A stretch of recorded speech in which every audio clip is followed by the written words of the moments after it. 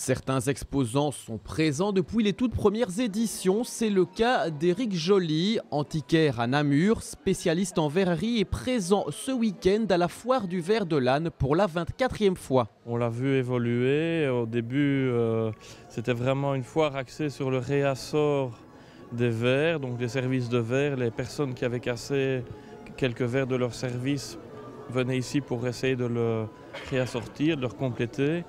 Et au fil des ans, la foire est montée en qualité. On a un public de collectionneurs qui viennent rechercher les pièces rares qui peuvent compléter leur collection en verrerie, soit belge, Val-Saint-Lambert par exemple, ou française avec Dôme, Galet, Le Gras, la Lique et encore d'autres.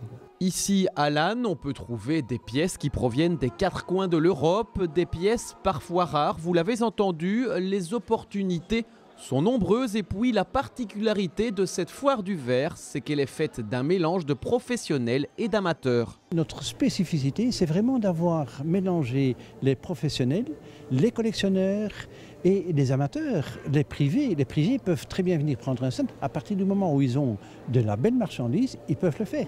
Alors de ce fait-là, on garde des prix tout à fait démocratiques et c'est pour ça qu'on draine une bonne partie de l'Europe.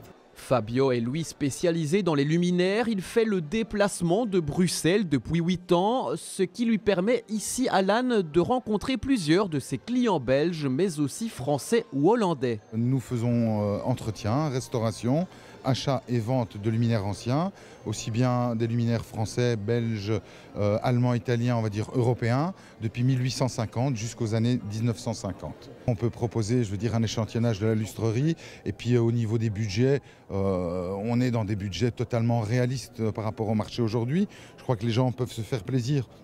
Par exemple, pour un beau luminaire ancien, entièrement restauré, qui sort de nos ateliers, on va dire entre une fourchette de prix entre 500 et 1000 euros grand maximum. Donc, raisonnable. Ça reste correct par rapport à ce qu'on peut trouver aujourd'hui en lustrerie contemporaine.